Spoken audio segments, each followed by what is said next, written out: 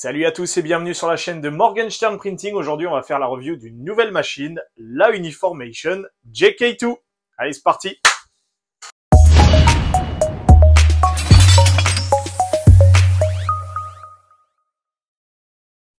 Tout d'abord, merci de votre fidélité. Si vous êtes nouveau sur la chaîne, je vous invite à regarder le reste de mon contenu. Vous apprendrez peut-être des choses sur l'impression 3D résine. Je vous invite également, avant le démarrage de la vidéo, à vous abonner à la chaîne YouTube et à activer la petite cloche des notifications. Vous pouvez également me suivre sur mes autres réseaux sociaux, à savoir TikTok et Instagram. C'est exactement le même nom de chaîne que sur YouTube.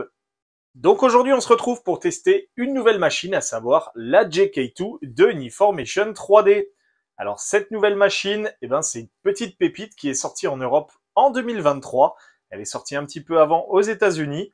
Elle est disponible sur la chaîne YouTube et je vais vous montrer toutes les fonctionnalités et bien sûr les performances de cette machine. Je tiens à préciser que cette vidéo n'est pas sponsorisée par Uniformation 3D. Je ne suis pas financé par la marque qui m'a envoyé la machine pour pouvoir la tester et vous faire une revue honnête et totalement transparente vis-à-vis de cette machine. Donc il y aura du positif, du négatif, des points d'amélioration, des points qui sont franchement des innovations sur cette machine. Je vais vous montrer tout ça au niveau de la machine et bien sûr on verra les performances, à savoir les qualités des prints. Je vous expliquerai également le comparatif par rapport aux autres machines du marché de la même catégorie. Et puis voilà, c'est parti mon kiki, hein. Allez go!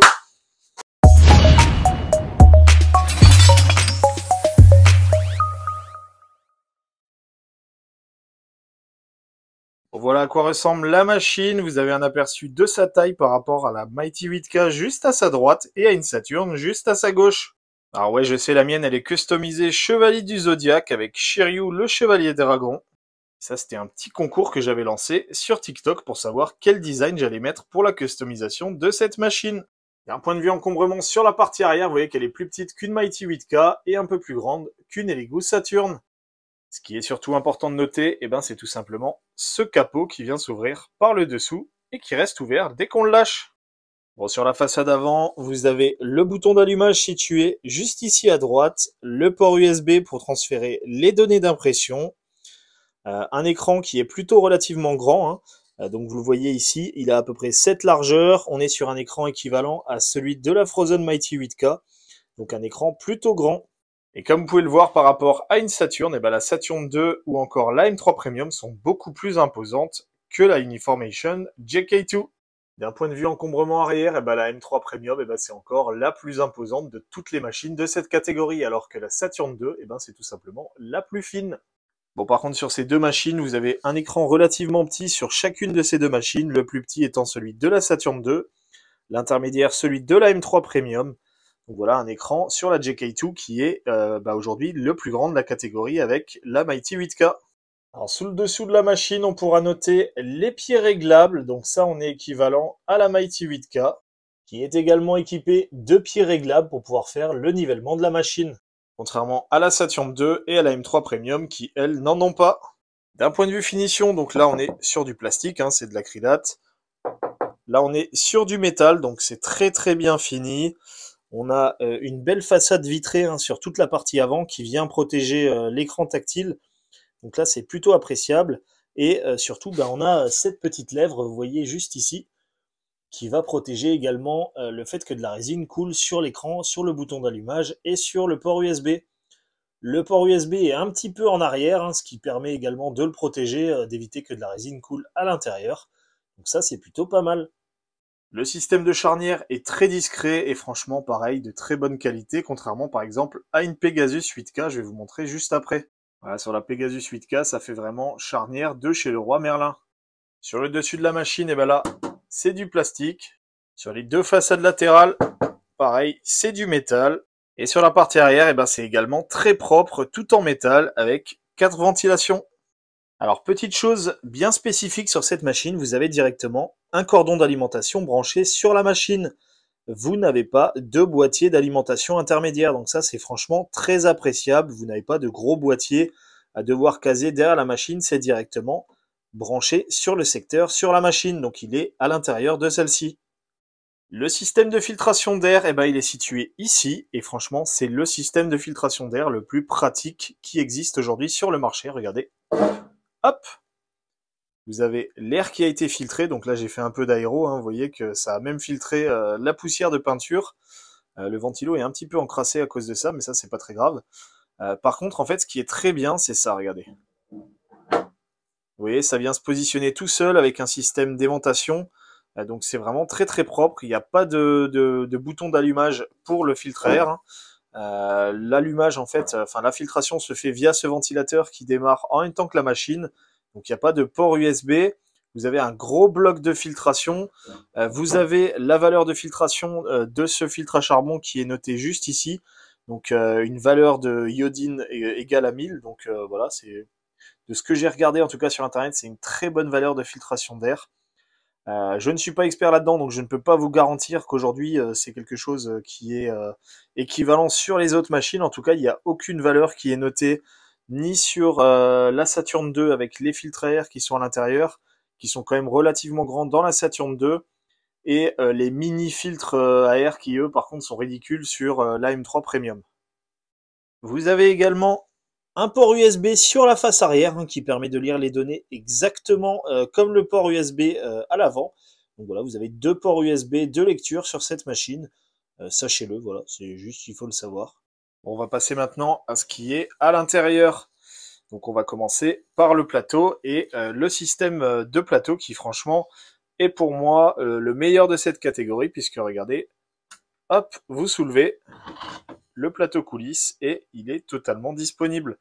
Donc il est plutôt lourd, hein, le plateau. Par contre, il y a une très bonne prise en main avec, vous voyez, c'est comme une poignée en fait. C'est très facile de l'insérer dedans. Vous coulissez, vous refermez et vous avez un plateau qui est totalement fixé. Donc vous voyez, ça se fait à une main. Il n'y a pas besoin de mettre d'effort, ça s'enlève très facilement.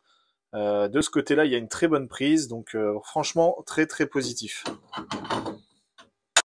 Si jamais vous oubliez de fermer le plateau, de toute façon, quand vous allez vouloir fermer la cloche, vous allez voir que ça va coincer. Donc en fait, vous allez vous retrouver avec ce système de loquet, hein, qui du coup va bloquer la cloche. Donc derrière, vous ne pouvez pas fermer correctement la cloche et donc vous éviterez en fait de lancer une impression avec le plateau desserré.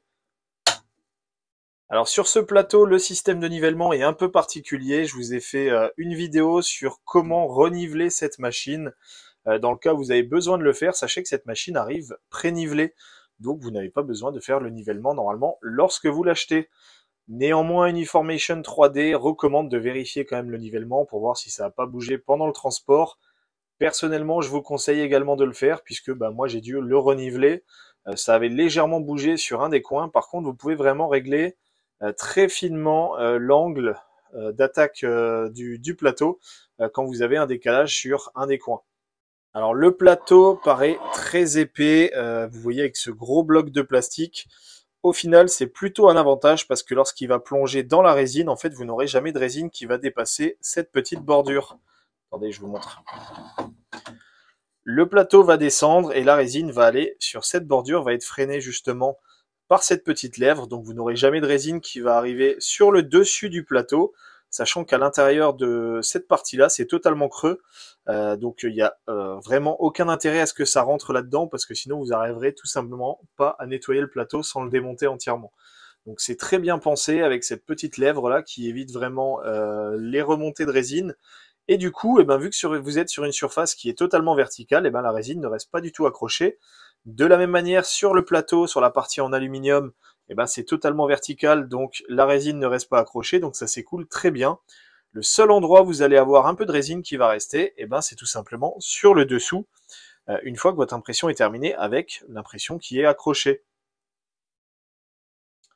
Alors le plateau n'est pas un plateau gravé au laser ou avec un frittage comme par exemple sur Elegoo, hein, on est sur un plateau très simple. Alors moi je l'ai déjà poncé, je vous conseille de poncer le plateau lors des premiers prints, hein, déjà parce que voilà, l'accroche est pas folle de base, donc il est très très lisse.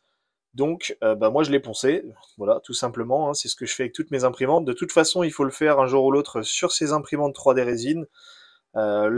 Plutôt que de vous éviter des nettoyages, enfin pour vous éviter des nettoyages qui derrière n'ont aucun intérêt, passez un petit coup de ponçage. De toute façon, le plateau est pas forcément très esthétique puisqu'il n'y a pas de gravure laser comme sur la M3 Premium ou la Mighty 8K.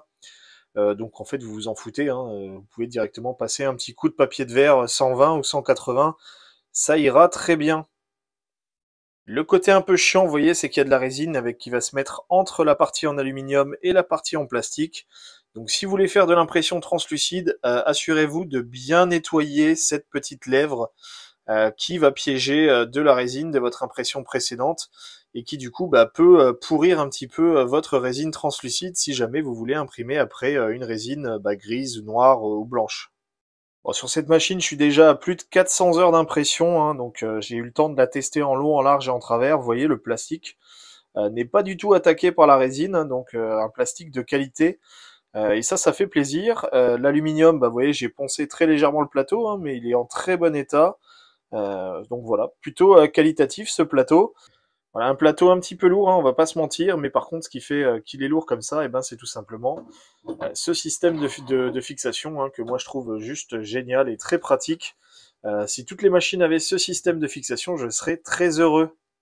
Alors le ventilateur qu'on voyait de l'arrière par rapport au purificateur d'air en filtre à charbon, c'est celui-là, hein.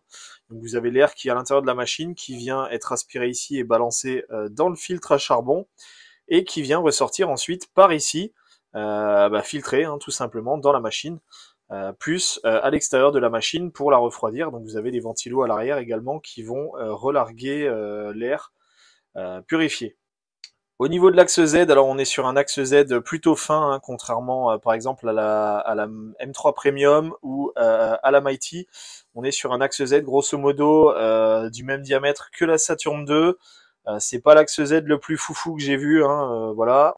On a également qu'un seul rail linéaire sur cette machine, ce qui fait qu'aujourd'hui je pense que une des raisons pour laquelle cette machine est plutôt équivalente à la Saturn 2 d'un point de vue qualité d'impression, comparé par exemple à la M3 Premium ou à la Mighty 8K, vous avez une explication là derrière, hein, puisque vous avez moins de stabilité avec un seul rail linéaire qu'avec deux, tout simplement, hein. Donc l'axe Z aura tendance à un peu plus bouger.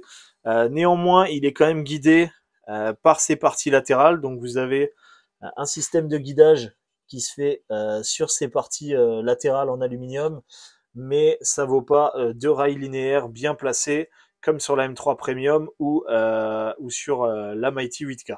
Alors le capteur de fin de course, il est situé tout au fond, vous voyez, là vous l'avez, on peut le voir à droite de la tige de l'axe Z, hein. Donc il est vraiment situé tout au fond. La petite patte de détection de fin de course, elle est située à droite également, hein, du haut du support du plateau, hein. Donc vous le voyez juste là en gris par rapport au support du plateau qui est en noir. Alors chose très bien pensée, comme sur la M3 Premium, l'axe Z est protégé des écoulements de résine. Donc derrière, vous n'avez pas de résine qui va couler à l'intérieur de l'axe Z dans le cas d'un déversement accidentel, fait percer, vous avez de la résine qui a coulé un peu partout. Votre axe Z et l'intérieur de votre machine, hein, est globalement protégé. C'est vraiment très très bien foutu. L'écran est un peu surélevé, ce qui en soi est un très bon point puisqu'il est très facile à démonter. Vous avez 4 vis ici, vous remplacez en fait tout le bloc et derrière vous avez directement une vitre de protection, hein, à ce niveau-là, donc vous n'avez pas besoin de mettre deux films de protection. L'écran a un verre trempé comme sur la Saturn 2. Du fait que l'écran est un peu surélevé et en monobloc, ça facilite très fortement le nivellement puisque vous n'avez pas de scotch de jonction tout autour de l'écran qui va potentiellement biaiser le nivellement sur un des coins parce que vous allez avoir une double épaisseur ou autre. Là, c'est vraiment très très propre. Ça permet vraiment de faire un très bon nivellement et donc d'avoir une très bonne accroche au démarrage avec une première couche très plate. Un des gros avantages d'un point de vue design de cette machine, c'est tout simplement au niveau du bac.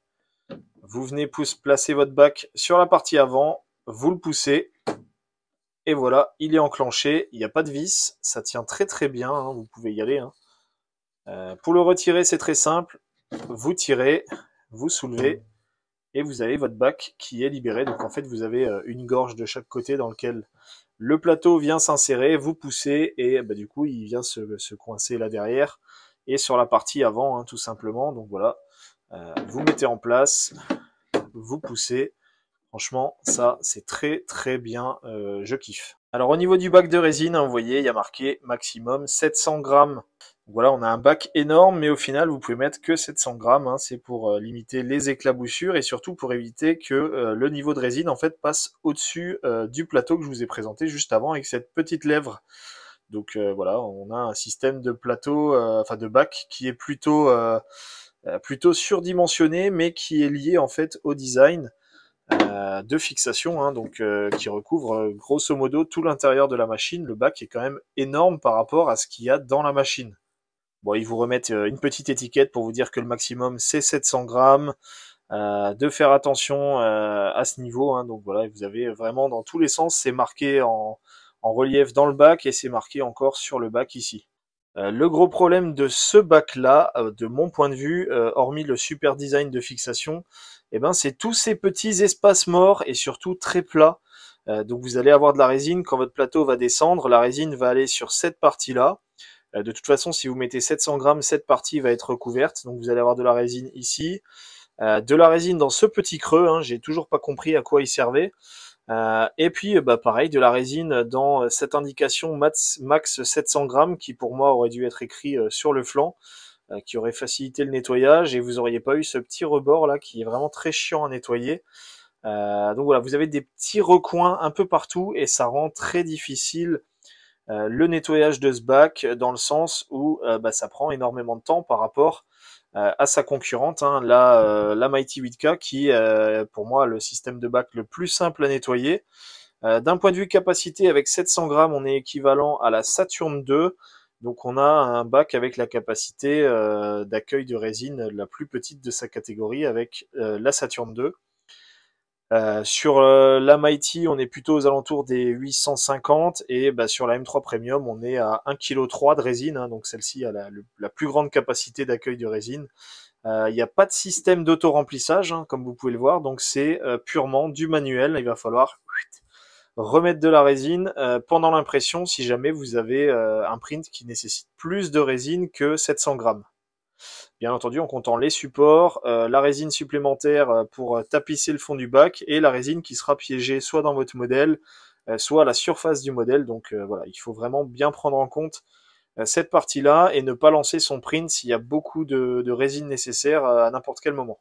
Après, sur les quasiment 400 heures d'impression que j'ai sur cette machine, j'ai jamais eu besoin de remettre de la résine en cours d'impression, hein. C'est vraiment très rare d'arriver même à 600 grammes de résine sur une machine de cette catégorie-là avec cette taille d'impression. Voilà, honnêtement, je pense que 95% des impressions que vous allez faire là-dessus ne nécessitera pas de faire de refill de résine, même si on a quand même un beau volume d'impression. Alors d'un point de vue impression, on est sur une largeur de 23 quasiment, sur quasiment 13 de long ou de large, hein, comme vous voulez, sur une hauteur d'impression maximale de 24,5 cm. Donc un beau volume d'impression, hein, pour une machine de cette catégorie-là. Sur la M3 Premium, on est un peu plus haut en Z puisqu'on peut monter à 25 cm. Par contre, on est plus petit, bah forcément, puisqu'on a un écran plus petit. Donc on est sur du 22 par 12 au lieu du 23 par 13. Donc voilà, un peu moins large, un peu moins long, mais un petit peu de hauteur en plus. Et ce qui est bah, exactement la même chose sur la Saturn 2.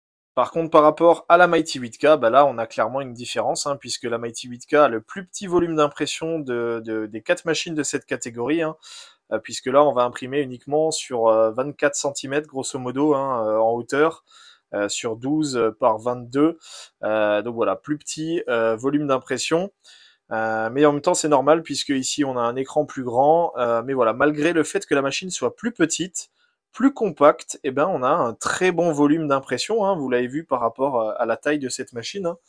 Contrairement à la Mighty 8K, qui est clairement plus petite, ne serait-ce qu'en hauteur, équivalente en termes de profondeur, mais qui par contre est beaucoup plus petite que ces deux concurrentes, hein, la Saturn 2 et la M3 Premium. Donc on a un très beau volume, très compact dans cette machine, contrairement par exemple à celle-ci qui est juste énorme par rapport en fait à sa capacité d'impression. On a l'impression que cette machine doit imprimer des volumes d'impression énormes, alors qu'en fait pas du tout. Et celle-ci, on a l'impression de la même manière qu'elle va avoir un très grand axe Z, alors que pas du tout. En fait, c'est tout simplement dû à tout ce bloc, hein, d'éclairage, hein, qui est un bloc d'éclairage, on va dire, plutôt innovant sur ces deux machines, par rapport à la Uniformation, on le verra juste après. Mais qui pour moi aujourd'hui bah, forcément va ramener, en tout cas sur celle-ci, une très bonne qualité d'impression. Sur celle-ci, on est équivalent à la Uniformation JK2. Mais voilà, on a des très gros volumes pour un volume d'impression qui finalement est relativement petit. Tout simplement également parce que en fait, bah, le plateau est juste énorme. Hein. Donc vous avez un plateau sur la Saturn 2 qui fait grosso modo 7 épaisseurs. Donc vous bouffez en fait quasiment un tiers de la hauteur de toute la partie que vous pensez pouvoir imprimer. Et de la même manière, hein, sur la M3 Premium, et ben, vous avez pareil un plateau qui fait cette dimension-là, donc pareil un tiers de tout ce bloc qui est dédié sur la partie impression. Alors que sur la Uniformation, eh ben, vous voyez le plateau, lui, eh ben, il est très compact. Donc bah, derrière, vous avez toute la place en dessous pour pouvoir imprimer. De la même manière, eh ben, toute la partie éclairage et gestion de la lumière sur cette machine est très compacte, hein, puisqu'on est sur une matrice de LED, on le verra juste après. Et toute la partie électronique, en fait, ils l'ont décalée, elle n'est pas forcément sous la machine, en fait, elle est à l'arrière. Donc vous avez, hop, toute la partie électronique en fait est dans cette zone-là, à l'arrière de la machine. Hein. Donc, bah, en fait, entre la paroi arrière et cette paroi-là. Bon, on n'en a pas parlé, hein, mais le bac, il est totalement en plastique. Hein, donc, ça, j'aurais aimé un bac en métal comme sur ses concurrentes. Voilà, il y a un choix du plastique qui a été fait certainement pour une raison de poids. Et aussi bah, à cause de la flexibilité, je pense, que doit avoir le plateau pour rentrer dans ses gorges. Néanmoins, il aurait pu y avoir un mix plastique-métal. Voilà, je suis pas forcément un gros fanat du bac en plastique, mais vous voyez, après 400 heures d'impression, le plastique tient vraiment très très bien. Il n'est pas du tout bouffé par la résine, hein, de la même manière que le plateau. Sur le système de FEP, donc on est sur des FEP, comme vous pouvez le voir, tout simplement pressé avec un seul cadre. Hein, donc on est un peu moins qualitatif que ses concurrentes, puisque les autres, vous avez un système de FEP qui est entre deux cadres qui ensuite sont fixés sur le bac. Ce qui pour moi permet de mieux gérer la tension. Néanmoins, bah, ça se fait quand même très très bien hein, sur cette machine, il n'y a pas de souci. Mais voilà, par rapport à ses concurrentes, je tiens quand même à préciser que bah, c'est pas le système que je préfère. Alors aucun problème pour poser le plateau sur un poste de travail, hein, le FEP ne touche pas du tout la partie du dessous puisque vous voyez vous avez ces systèmes de pieds, hein, donc aucun problème pour poser le plateau autre part que sur la machine, ce qui n'est pas forcément le cas de toutes les machines, hein, notamment tout simplement la M3 Premium. Donc voilà, aujourd'hui cette machine, bah, vous pouvez poser le bac, ça pose pas de problème. On est sur un grand écran de 10,3 pouces. Donc le plus grand écran des machines de cette catégorie à ce jour. Hein. Il y a d'autres machines qui ont un écran équivalent qui vont arriver. Néanmoins, aujourd'hui, eh ben, c'est un des plus grands qui est disponible sur les machines de cette catégorie-là. Bien sûr, vous avez des machines beaucoup plus grandes, la Jupiter, la M3 Max, etc. Mais sur des machines de cette catégorie, aujourd'hui, c'est le plus grand écran. On est sur une résolution qui du coup est un peu inférieure puisque malgré qu'on soit sur une machine 8K comme ses concurrentes, et ben 8K sur un plus grand écran, et ben ça veut dire une résolution un peu moins bonne. Donc on est sur une résolution de 29,6 microns contre 28,5 sur ces trois concurrentes. Donc une résolution un peu moins bonne. Ce qui fait également que bah, cette machine a une qualité d'impression vraiment très légèrement inférieure aux autres. De toute façon, on le verra au niveau des perches. Vous avez déjà fait une comparaison entre cette machine et la M3 Premium hein, pour voir laquelle des deux imprimait le mieux. On est moins bon que la M3 Premium, on est équivalent à la Saturn 2 d'un point de vue qualité d'impression. Donc ça reste une très belle qualité d'impression. La différence de grosso modo un micron par rapport à ses concurrentes, honnêtement, à l'œil nu, on le voit pas, donc c'est totalement transparent. C'est pas ça qui va jouer sur la qualité. Ce qui pour moi va jouer sur la qualité, c'est la qualité de l'éclairage, hein, qui est un éclairage classique, contrairement à ses concurrentes, avec une matrice de LED. Et bah pareil, le simple rail linéaire à l'arrière, qui pour moi est beaucoup moins qualitatif d'un point de vue stabilité de l'impression et qui du coup bah, va faire que vous aurez un peu moins de détails, des détails moins bien résolus que sur les concurrentes. Bon, allez, je vous propose d'allumer la machine, j'espère que vous êtes prêts. Alors, jolie petite lumière bleue hein, quand on appuie sur le bouton, ça c'est plutôt pas mal. Bel écran d'accueil, de ce côté-là c'est propre, la fluidité de l'animation est bonne. Voilà, ça saccade pas trop. Voilà, on a une petite roue d'attente. Par contre, vous voyez, une fois qu'on allume la machine, vous avez un avion de chasse qui tourne. Hein. Bah, c'est tout simplement le ventilateur ici, hein, en fait, qui permet de filtrer l'air, qui donne ce bruit d'avion de chasse. Alors, je ne sais pas si on l'entendra bien avec le micro, mais voilà. Sachez que quand vous fermez la machine, le bruit est strictement le même. Donc, le fait d'avoir ce ventilo, bah derrière, voilà, la machine fait quand même relativement du bruit. La machine la plus silencieuse, ça reste celle-ci, hein, la Mighty 8K. Celle-ci est équivalente à la M3 Premium d'un point de vue bruit. La Saturn 2 étant intermédiaire par rapport à ces autres machines. Bon, d'un point de vue interface, c'est plutôt sympa. Hein. On est vraiment sur quelque chose d'intermédiaire entre une M3 Premium et une Mighty 8K. Je vous invite à regarder les deux reviews de ces machines. Je vous les mets en description pour voir la différence. Vous avez une partie impression, vous avez une partie, on va dire, technique. Vous avez derrière la partie service, langue et système de la machine. Et enfin, bah, vous avez la partie troubleshooting, service technique, uniformation, etc. Dans la partie printing, donc vous voyez, c'est plutôt réactif. L'animation est fluide, hein, vous voyez, c'est très joli. Franchement, c'est plutôt pas mal. On va brancher une clé USB sur la machine, histoire que vous puissiez voir également la vitesse ou pas de réaction, hein, ça c'est à vous de juger. Donc vous branchez votre clé USB.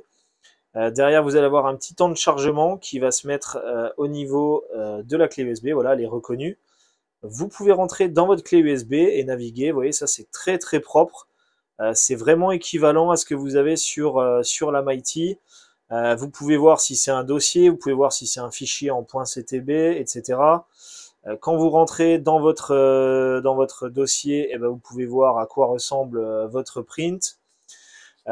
Si vous lancez le print, donc il va vous demander, hop, on va le faire. Enfin, c'est un fichier qui a été slicé pour cette machine. Voilà, donc si vous rentrez dans un fichier qui a été fait pour cette machine, à partir du moment où vous allez vouloir lancer le print, il va vous demander de confirmer que vous avez le bon volume de résine dans votre bac. Donc soit vous confirmez, ça lance l'impression, soit vous annulez, et ben vous annulez tout simplement l'impression. Vous pouvez naviguer directement par cette partie-là, donc soit revenir au document, enfin à la partie initiale, soit vous pouvez rentrer dans les dossiers et revenir en arrière via cette petite flèche. Donc vous pouvez vraiment naviguer de deux manières différentes dans le menu. C'est vraiment très très bien foutu comme sur la Mighty 8K, donc de ce côté-là c'est vraiment très très bien. Contrairement à l'interface d'une Saturn 2 ou une M3 Premium où on est vraiment sur on va dire une interface type Tetris, hein, c'est vraiment très basique. Voilà, moi je suis pas un gros fanat, je préfère largement ces interfaces qui sont beaucoup plus agréables à utiliser, beaucoup plus conviviales, beaucoup plus fluides. Vous avez une partie built-in storage, donc c'est la partie stockage interne de la machine dans laquelle vous allez avoir bah, voilà, vos derniers prints. Donc, vous voyez, ça c'est un print que j'ai déjà lancé, il n'est pas sur la clé, mais il est enregistré sur la machine. Vous pouvez bien sûr le relancer si vous voulez le relancer sans la clé. Hein. Donc, si je retire la clé, vous voyez, vous avez toujours le fichier. On va le refaire, je vais vous montrer. Voilà, il n'y a plus de clé. Hein. Donc vous pouvez le relancer, vous pouvez décider de le supprimer de la mémoire interne, hein, donc vous confirmez, voilà, et vous le supprimez de la mémoire interne. L'autre moyen de faire pour supprimer l'intégralité, ben, c'est de faire un data cleaning. Donc là, alors avant de le faire, je vais vous montrer. Ici, vous avez votre stockage interne hein, qui fait 3,5 Go. C'est pas foufou hein, en termes de taille, mais ça suffit largement pour les derniers prints que vous allez faire, etc. Lorsque vous décidez de nettoyer le stockage interne, eh ben, ça c'est remis à zéro. Vous voyez, c'est très rapide, il n'y a vraiment aucun problème. Dès que vous lancez un print, je vais vous le montrer, on annulera l'impression après. Donc on va chercher un print sur la clé USB. Voilà, donc on va rentrer. Là j'ai un fichier qui est compatible sur cette machine. On va le lancer en impression. Tac. Donc vous voyez, ce qu'il va faire, c'est qu'il va copier le fichier et il va lancer l'impression. Derrière, il va demander à la machine de monter en température. Je vous expliquerai après comment le désactiver. Il ne lance pas l'impression tant que la machine n'est pas à la température définie. Donc derrière, eh ben, l'impression attend que la machine chauffe et soit stabilisée en température pour lancer l'impression. Alors quand vous avez activé ce mode-là, malheureusement, vous ne pouvez pas arrêter l'impression avant qu'elle ne soit lancée. Vous voyez, vous pouvez cliquer sur tout ce que vous voulez, ça ne réagit pas. Le seul moyen, c'est d'éteindre la machine et de rallumer. Donc la machine va redémarrer, hein, forcément. Et du coup, vous allez voir ce qui s'est passé. Donc, ce que vous voyez maintenant, donc on va aller dans Built-in Storage. Et là, vous voyez, vous avez votre fichier qui avait été enregistré. Donc il est automatiquement copié vers le disque interne de la machine lorsque vous le lancez d'une clé USB. Donc, ce qui veut dire qu'en fait, une fois que vous avez lancé le print, bah, vous pouvez retirer la clé USB, vous n'en avez plus besoin puisque c'est dans la machine, hein, grosso merdo. Donc voilà, on va juste refaire un clean, on s'en fout, voilà, maintenant c'est propre. Alors vous avez également accès à la capacité de stockage interne de votre clé USB, donc vous pouvez suivre en temps réel le niveau de stockage de votre clé USB. Là on voit que c'est une clé USB de 32 Go, il reste grosso modo 28 Go de disponible, donc c'est plutôt pratique aussi hein, pour voir si vraiment vous avez encore de la place sur votre clé ou pas. Limite, vous n'avez pas besoin de brancher un PC, hein, vous dites hop, la clé, là, il y a de la place, ça peut être intéressant. Ce qu'on voit ici, c'est que vous avez la température dans la machine, donc là on est à 20 degrés hein, dans la machine, sachant que dans ma pièce, il fait 16 degrés actuellement, donc on a quand même une température plus élevée dans la machine quand elle tourne, ce qui est normal, puisque vous avez la lampe qui va chauffer, vous avez l'électronique qui va chauffer, voilà, donc les ventilos, donc forcément vous avez toujours une température plus élevée dans votre machine d'impression 3D que dans votre espace de travail. Sur la première interface, vous avez fait le tour, hein, grosso modo. Vous avez un petit logo ici, hop. Si vous débranchez la clé USB, il disparaît. C'est pour vous dire que vous avez une clé USB qui est branchée, notamment quand vous naviguez entre les interfaces, puisque là, forcément, vous le voyez. Mais quand vous êtes dans le deuxième menu, vous n'avez pas forcément la visu de savoir si vous avez une clé USB branchée. Alors, sur ce port USB, vous allez le voir. Mais si vous avez votre clé USB qui est branchée à l'arrière de la machine, et bien derrière, vous pouvez directement le voir et le visualiser ici, comme quoi vous avez une clé USB branchée finalement à l'arrière de la machine. Dans ce deuxième menu, vous allez avoir le Z-Axis Movement, donc c'est les mouvements de l'axe Z. Voilà, vous avez des montées, des descentes. Voilà, c'est plutôt classique. Hein. Vous avez 1 mm, 10 mm, donc 1 cm. Et chose assez intéressante, vous avez 100 mm, donc vous pouvez monter de 10 cm d'un coup. Vous pouvez également lui dire de monter directement tout en haut, donc ça c'est plutôt intéressant également. Voilà, et vous avez forcément la descente 1 mm, 10 mm et 100 mm. Le Z0, donc ça c'est pour lui dire d'aller directement en position 0, et la partie stop pour arrêter les mouvements du plateau. Ensuite, vous avez le test d'exposition, donc là il vous dit de retirer le bac, ce qui est plutôt normal, puisque si vous avez de la résine à l'intérieur, il va polymériser. Il va polymériser tout ce que vous avez grosso modo dans votre bac. Donc si vous le lancez, vous avez votre petit test qui va se lancer avec un cube enfin un carré et un petit cercle.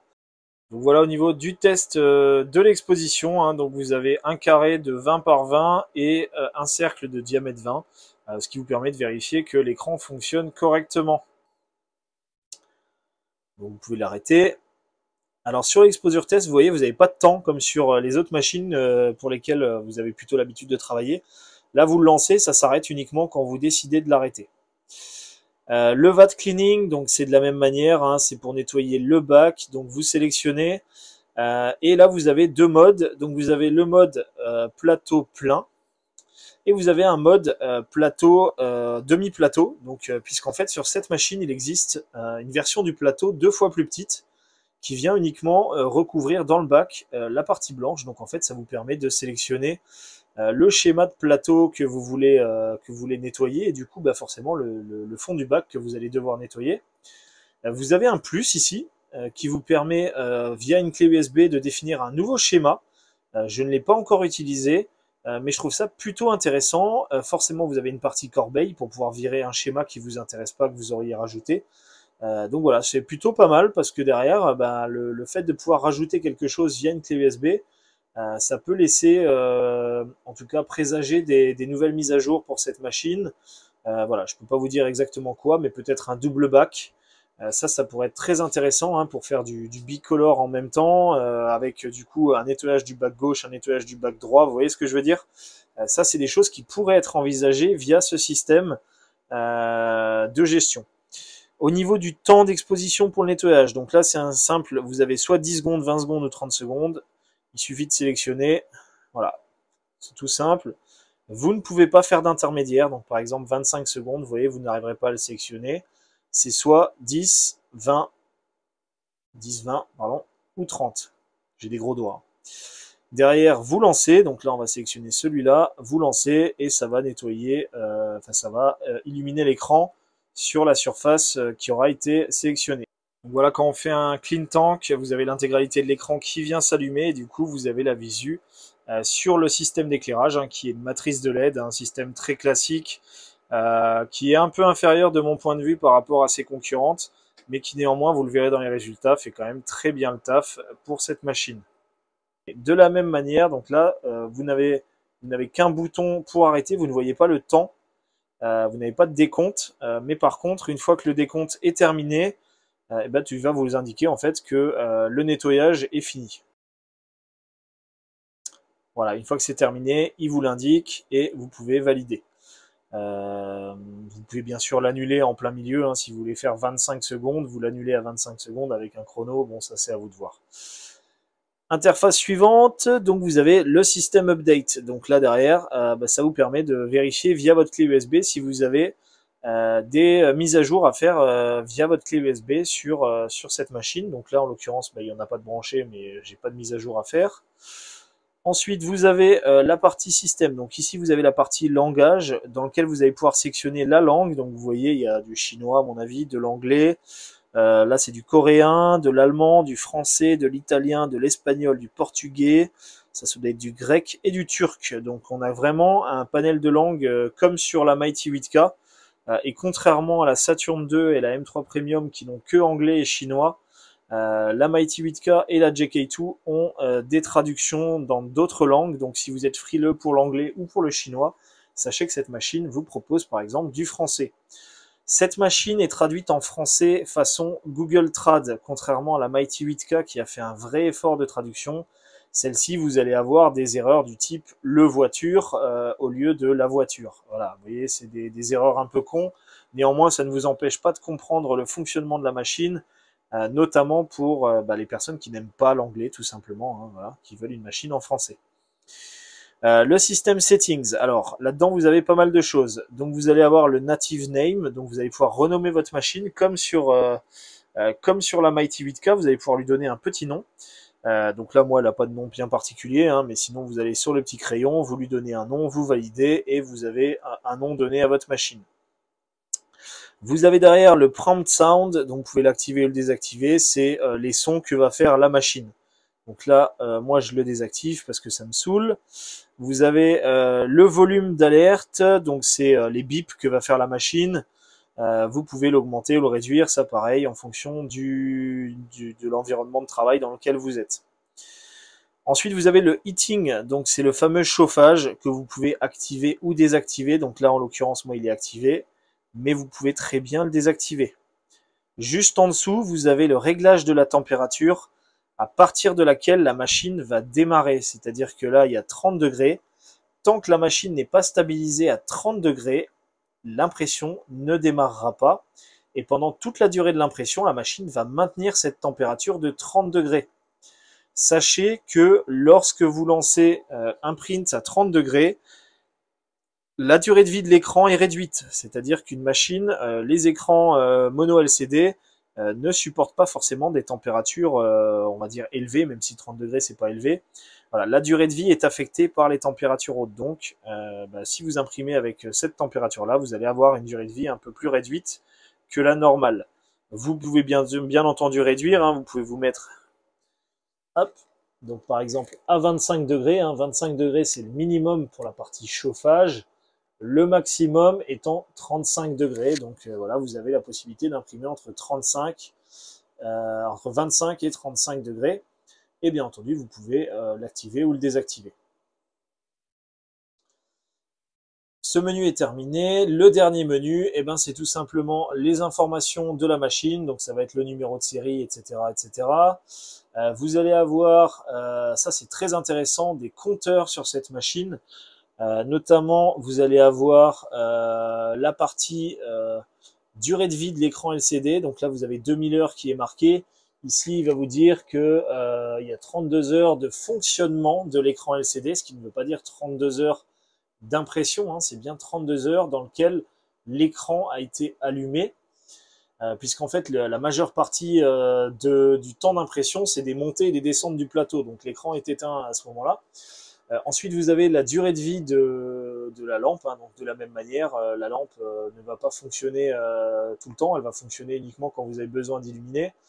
Donc là, pareil, vous êtes normalement équivalent entre les deux. Ce qui est intéressant, c'est quand vous allez changer l'écran, vous avez la possibilité ici de le remettre à zéro. Et donc, bah, vous allez pouvoir continuer à suivre votre source de lumière, donc la matrice de LED, mais en ayant par exemple bah, un nouvel écran. Donc tout simplement, ça vous permet de suivre. De la même manière, ici, vous allez avoir le suivi du NFEP. Donc là, en grosso modo, vous voyez, sur la recommandation, on est à 12 000 layers, donc 12 000 couches recommandées par le fournisseur pour faire des impressions. Moi, je suis déjà à 54 000 couches, hein. Donc j'ai quand même bien charbonné sur ce NFEP. Et vous voyez, bah, j'ai toujours des impressions qui sortent nickel, hein.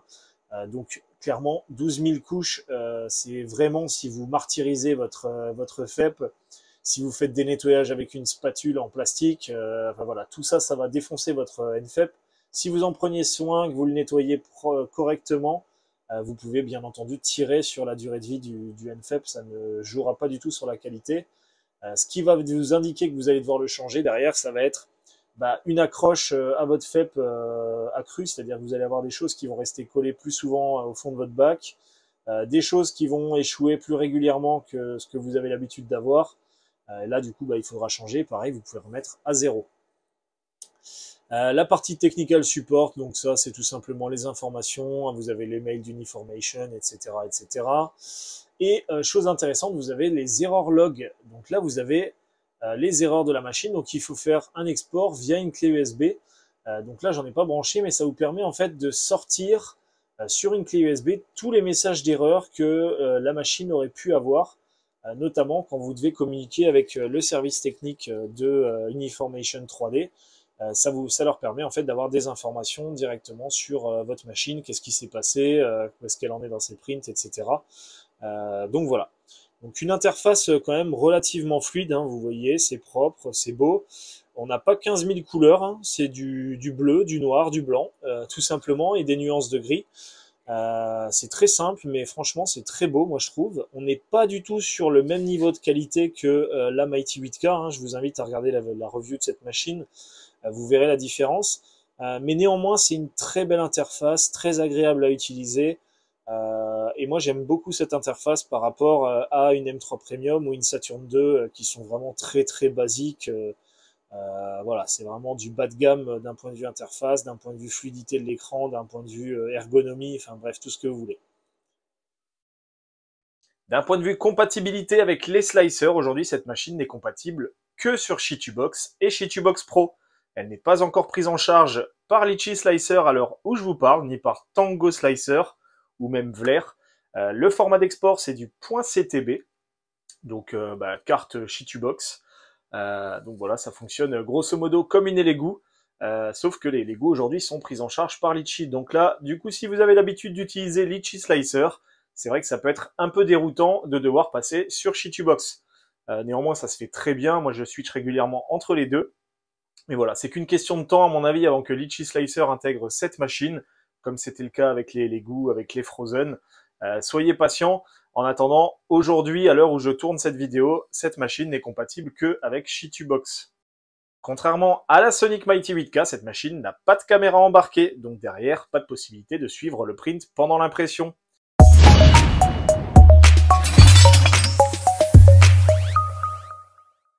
Bon, sur la partie performance d'impression 3D, je vous ai prévu différentes petites choses.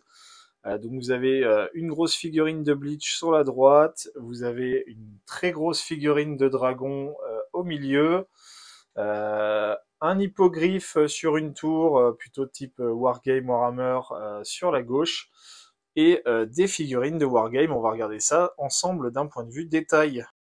Bon, ce qu'on va faire, on va commencer par ces figurines de Wargame de la gamme Raging Heroes, donc c'est la release du mois d'avril, la partie Orc Celtic.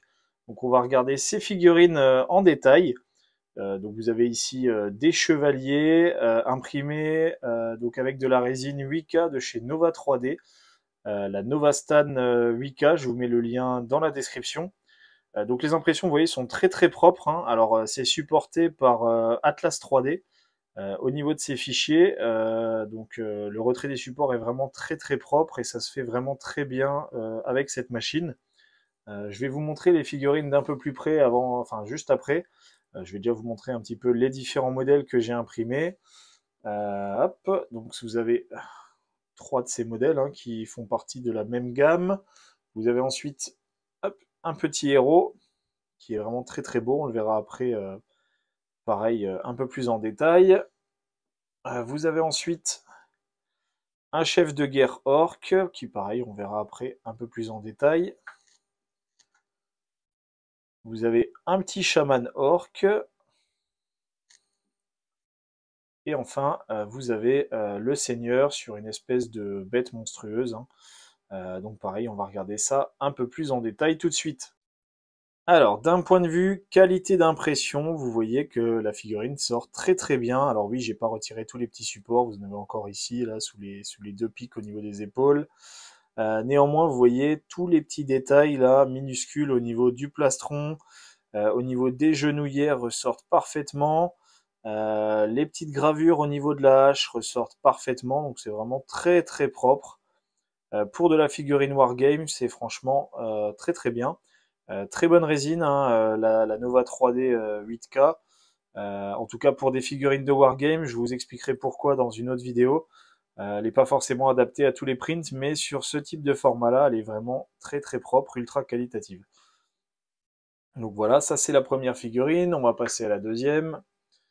De la même manière, hein, très très bonne résolution sur ce modèle-là, les crânes sont très bien résolus, les petites sangles ici de la même manière, les petits froufrous, je sais pas comment ça s'appelle ici, ressortent très très bien.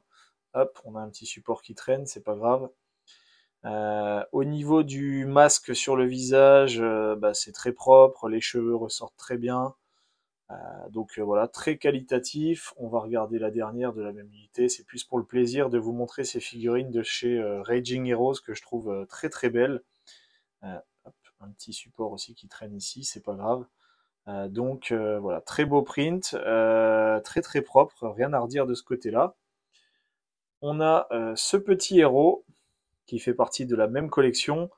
On a le visage qui est très bien résolu, hein, vous voyez très bien les gencives avec les dents, le nez, les traits des yeux, etc.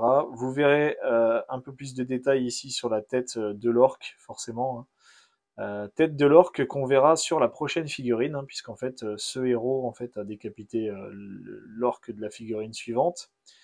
Là où c'est intéressant, c'est ici au niveau du bouclier. Donc comme vous pouvez voir là, les motifs celtiques sont vraiment très très beaux, très bien résolus.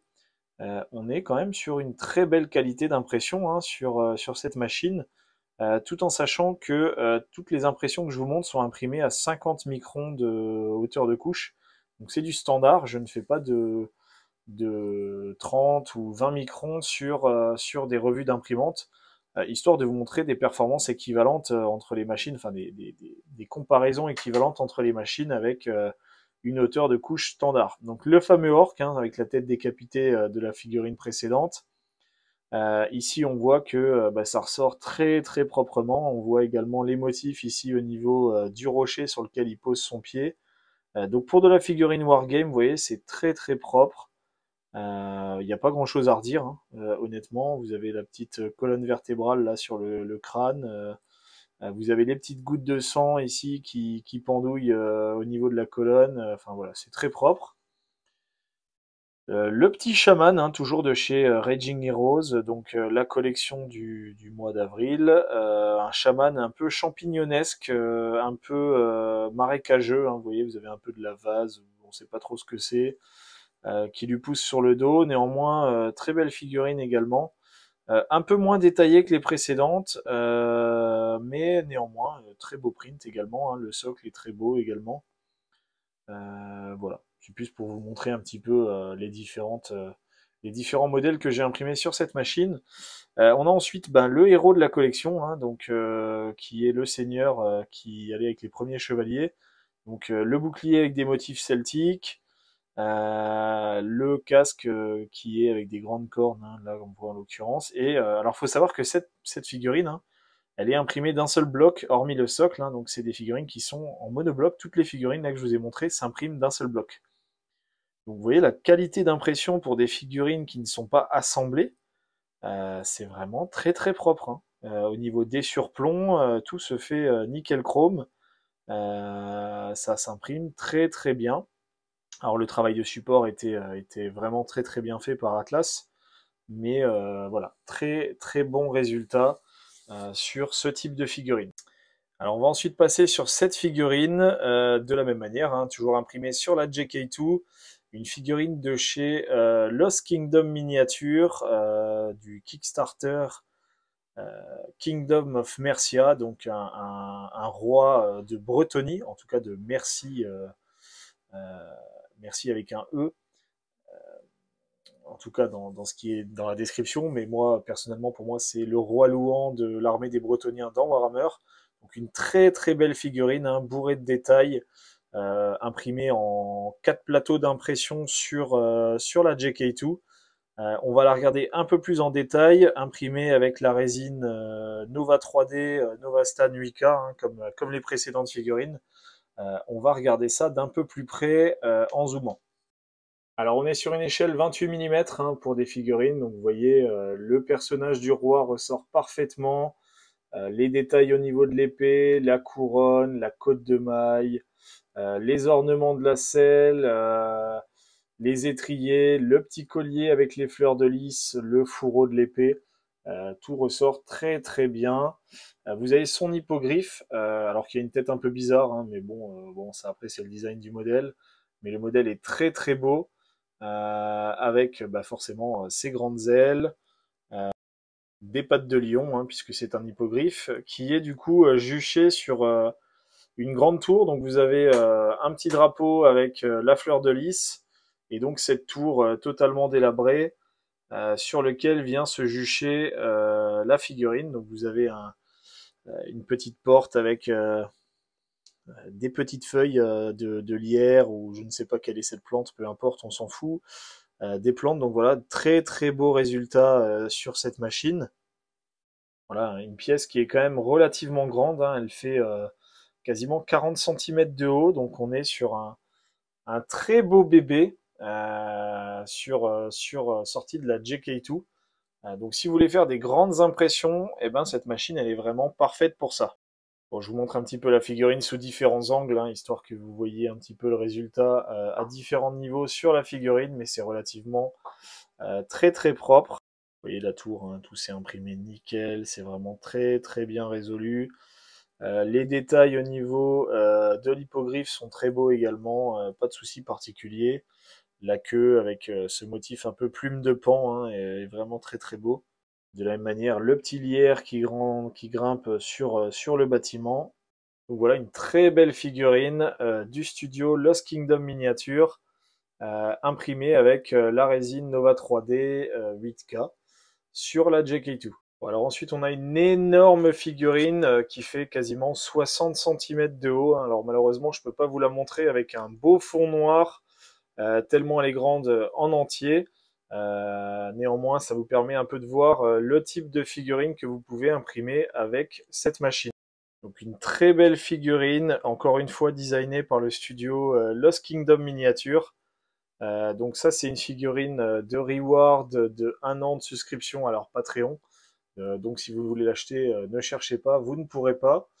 Vous avez ces petits nuages un peu style japonais, le dragon un petit peu dans le style de Haku dans le voyage de Chihiro, pour ceux qui connaissent le film. Et puis ces petites cascades avec des bonsaïs un peu fantasmagoriques sur les côtés, avec ce rocher qui permet de supporter globalement l'intégralité du dragon. Donc c'est une figurine qui a été, alors pardon, j'ai oublié de vous dire, le petit cavalier, hein, qui en soi est un elfe sylvain. Donc en fait c'est un dragon elfe sylvain, designé pour faire du 9e âge, des armées 9e âge, donc Proxy Warhammer, par Lost Kingdom Miniature. Donc le socle a été réalisé avec de la résine de chez Sunlu, de la Sunlu Standard, et la figurine et le cavalier, eux, ont été imprimés avec de la Amera Labs AMD3, donc une résine plutôt ABS-like. Donc voilà, un très bon résultat avec une résine standard. Au niveau de ces petites cascades, voilà, ça coule un peu partout, hop, ça coule à l'étage inférieur, ça éclabousse. Et en bas, vous avez ce gros rocher avec le Triskelion et ce petit ruisseau. Avec la MD3, donc qui est une résine plutôt ABS-like, et ben pareil, un très très bon résultat. Alors la MD3, c'est une résine très qualitative, j'aime beaucoup l'utiliser. La figurine est très très belle, vous voyez, les détails sont vraiment très très beaux. Bon, le seul souci, c'est qu'elle est un peu grande pour pouvoir vous montrer l'intégralité de la figurine d'un seul bloc. Mais voilà grosso modo ce que vous pouvez faire avec cette machine et de la bonne résine. Et en l'occurrence, même pas de la résine 8K, hein, donc de la résine standard ou de la ABS-like, hein, donc voilà, vrai print très très propre avec cette. La dernière impression que je vais vous présenter pour cette review, c'est tout simplement cette figurine de Ichigo, dans sa position du premier Bankai pour les fans du manga Bleach. Donc impression réalisée avec de la résine Siraya Tech Easy, très très bonne résine que je conseille très fortement aux débutants. Alors, une résine qui fait très peu de warping, ce qui facilite fortement les assemblages, vous voyez, hein. Très très bonne résine avec une bonne flexibilité, très bonne résolution, hein. On va le voir au niveau du visage de Ichigo, c'est franchement très très propre. Alors là j'ai fait juste une sous-couche en zénithal pour faire ressortir la figurine. Le socle est imprimé totalement en résine Easy de chez Siriatech également, hein. Excepté les petits effets qui sont faits en résine standard Clear Blue de chez Sunlu. Donc une très bonne résine clear également. La peinture viendra plus tard, mais voilà, une très très belle figurine, sculptée par Kaidan 3D. Je vous mettrai le lien de son Patreon. Un sculpteur de talent pour tout ce qui est figurine de manga. Vous voyez, la pose est très très dynamique, c'est très très propre. Imprimé donc avec cette résine, donc de la Easy, hein, c'est vraiment une résine très basique, c'est de la standard plus, donc une résine à base de plantes également, hein, j'ai oublié de le préciser, donc très faible odeur, mais voilà, ça fonctionne très très bien sur la JK2, vous arrivez à faire des très beaux prints comme celui-là avec cette machine. Alors le dernier print que j'ai oublié de vous présenter, c'est ce buste de Isobella, alors une des parties pardon de la figurine d'Isobella, designé par CA Sculpt. Pareil, je vous mettrai le lien dans la description. C'est la figurine, enfin en tout cas la partie de la figurine que j'ai utilisée pour comparer la JK2 à la M3 Premium. Donc je vous invite à regarder la vidéo qui est en description, qui est en lien dans la description si vous voulez voir la différence entre cette impression de cette partie de cette figurine réalisée sur la JK2 avec une impression réalisée sur la M3 Premium. Donc c'est une impression qui a été réalisée avec de la Fast 8K de chez Siriatech. On va zoomer un petit peu, hein, histoire que vous voyez les détails. C'est clairement le print avec le plus de détails que j'ai fait sur cette machine, et qui fait pour moi un très bon test de résolution de machine 8K. Alors déjà, on voit au niveau du visage, tout est très bien résolu. Les lèvres sont très bien imprimées. On voit bien les petits plis au niveau des lèvres. Vous avez les petites dents de vampire qu'on distingue très clairement. Le nez est très propre, les yeux, les paupières, les sourcils. Franchement, tout est nickel. Vous avez ensuite cette magnifique coiffe. Alors désolé, j'ai pété un petit morceau ici. Ça, c'est de ma faute, hein. Ça, c'est quand on va un peu trop vite dans les vidéos. Mais vous avez cette fameuse coiffe un peu style gothique, hein, un peu cathédrale, avec ses motifs ornementaux, ces magnifiques crânes, et bien sûr toute cette dentelle, hein, qui est sur le dessus du visage. Vous avez bien sûr les petits pendentifs avec les diadèmes, les petites perles, la petite dentelle. Alors je ne sais pas si ça rendra vraiment bien en vidéo, mais la petite dentelle que vous avez ici en bordure, qui est très très bien résolue également, hein. Pas autant que sur une M3 Premium, mais voilà, c'est quand même très très propre. Au niveau du cou, vous avez pareil un petit pendentif avec ce petit foulard brodé. La parure au niveau du cou et des épaules, hein, très très bien résolue. La dentelle sur le bustier, avec les motifs floraux, très bien résolus également. Alors sur le voile à l'arrière, vous avez les motifs en forme d'arabesque, hein, un peu dentelle, qui sont également très très propres sur cette impression. Donc voilà, un très très beau print réalisé avec la Cyriatech Fast 8K. Une résine que j'aime beaucoup, puisque bah, clairement je la trouve très qualitative. Elle permet de faire des très beaux prints, un rapport qualité-prix qui est bien meilleur que par exemple la Nova 3D 8K. Qui pour moi est beaucoup moins qualitatif d'un point de vue résolution, mais qui est malheureusement, enfin qui est malheureusement ou heureusement un peu moins cher que la Fast 8K chez Cyriatech. Donc voilà. Voilà pour ce tour d'horizon des impressions réalisées, en tout cas de mon côté sur la JK2. J'ai fait encore d'autres figurines à côté que je vous présenterai pas. Néanmoins, ça vous donne déjà un très bon aperçu de qu'est-ce qui est faisable sur cette machine. Et du coup, bah, je vous propose qu'on passe à mes conclusions tout simplement sur cette machine.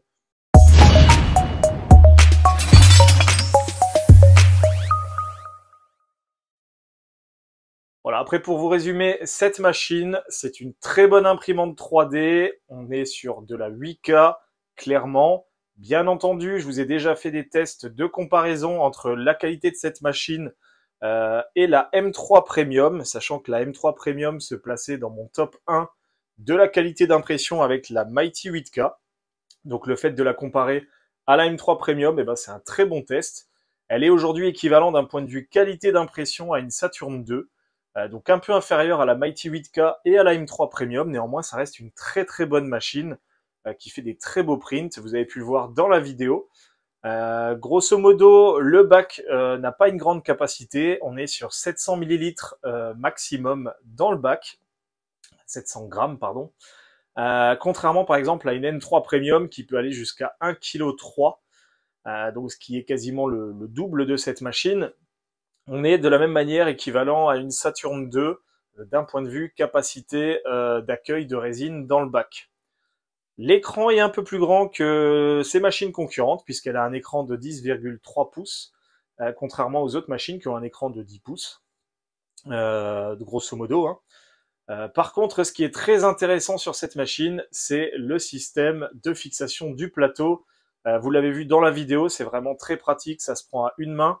Honnêtement, j'étais plutôt réticent sur le nettoyage du plateau et ce nettoyage se fait très très bien.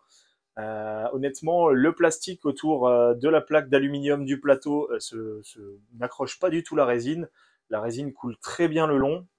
Le plateau retient très peu de résine également, donc très facile à nettoyer. Le bac, par contre, lui, même s'il est très avantageux de le glisser dans la machine pour pouvoir le fixer ou le retirer. Système très innovant, hein, qui est franchement très très bien dans cette machine, et également très pratique. Par contre, quand vous devez vider le bac, eh ben, c'est vrai que c'est une horreur, puisque tout simplement, il y a plein de petits recoins dans tous les sens. Vous avez pu le voir également dans la vidéo. Je galère quand même pas mal à nettoyer ce bac. Voilà, mais néanmoins le système est quand même très innovant. J'espère qu'il y aura des améliorations pour ce bac. Il y a également une amélioration notable sur cette machine que je n'ai pas aujourd'hui à vous présenter. Il existe un demi-plateau. Donc ce que je vous ai présenté, c'est le plateau complet pour cette machine.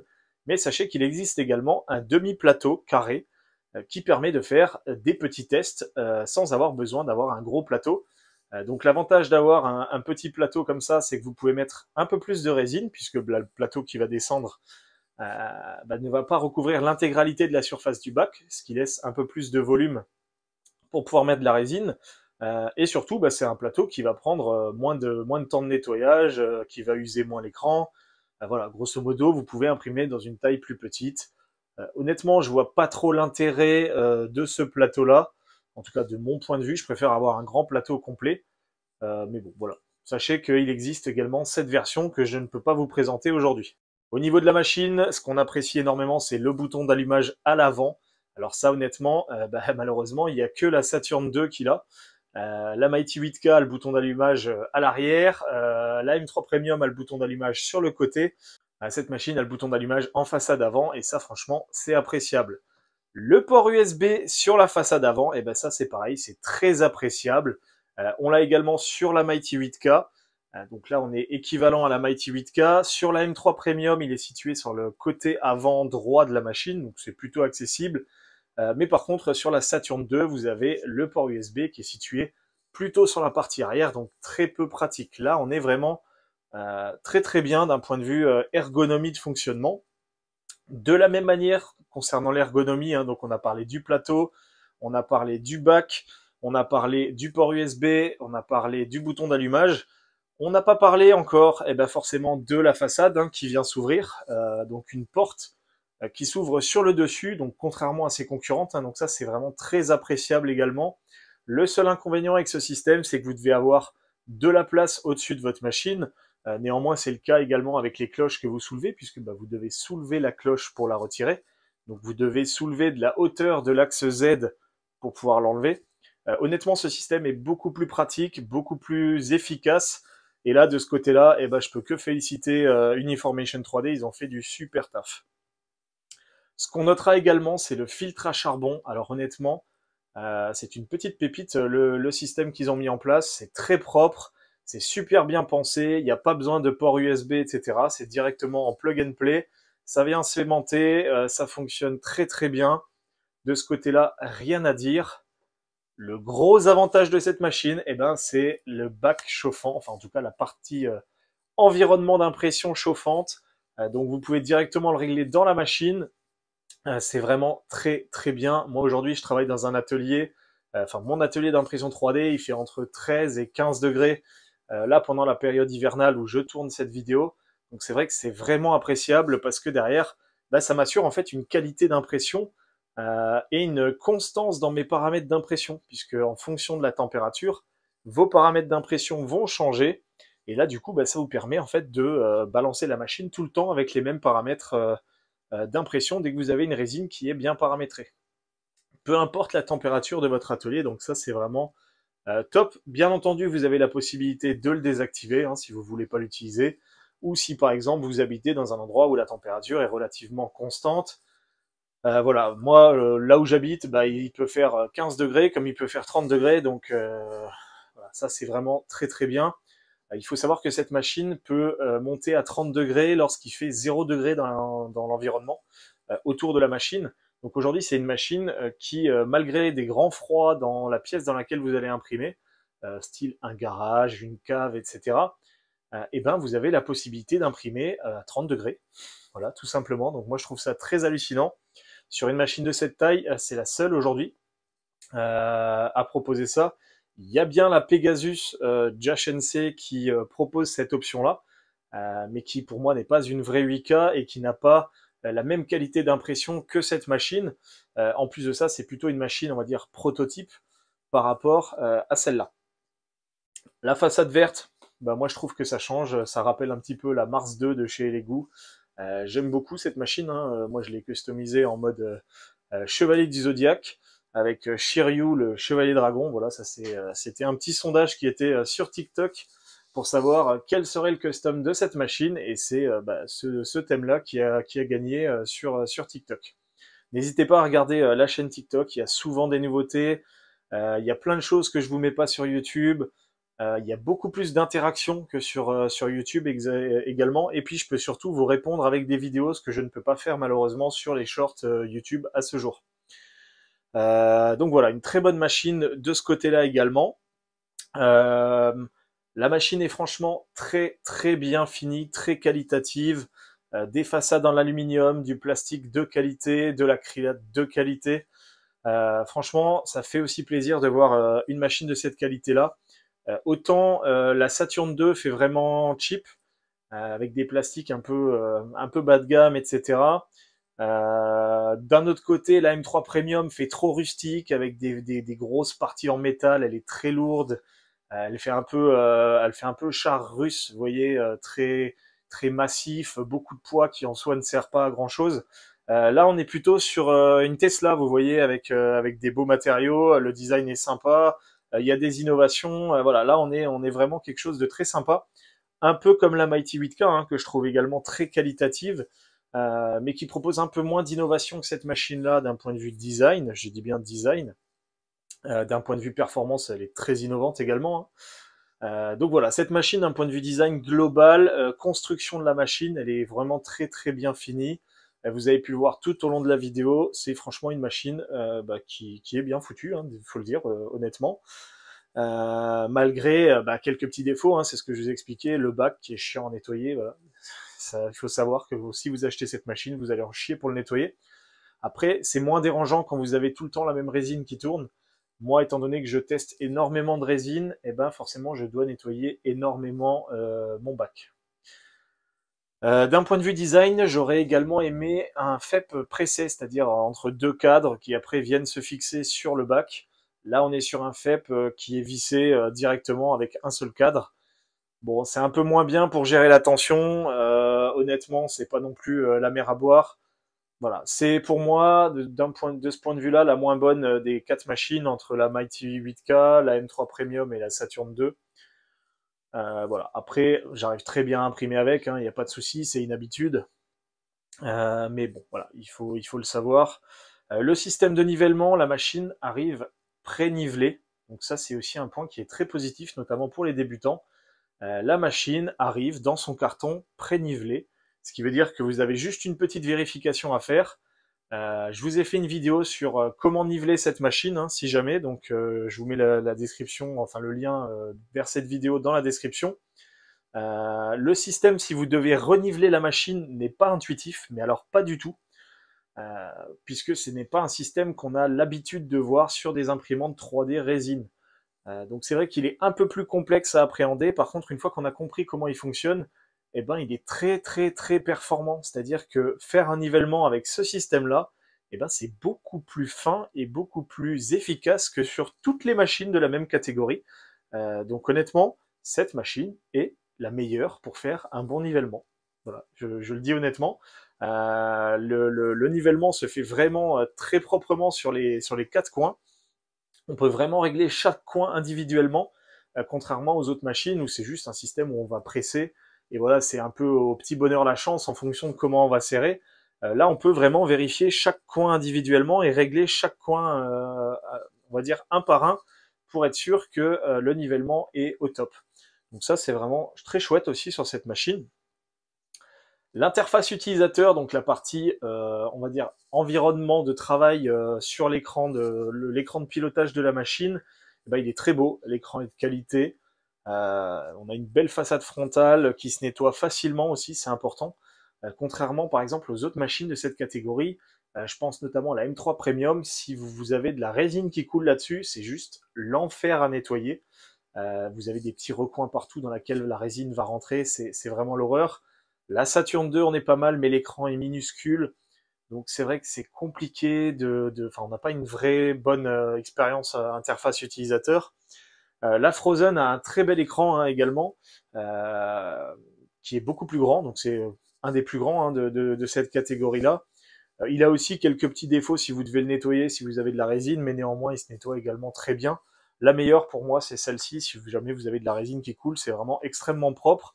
Vous avez une espèce de lèvre qui vient vraiment faire couler la résine et éviter que ça tombe sur l'écran. Et même si ça tombe sur l'écran, bah, vous pouvez très facilement le nettoyer. Donc de ce côté-là, pas de problème.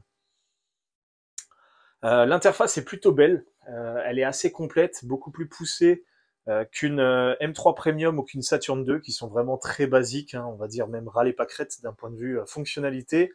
On n'est pas au niveau d'une Mighty 8K. La Mighty 8K, pour moi, a toujours la meilleure interface utilisateur, la plus complète, la plus agréable, la plus facile à naviguer.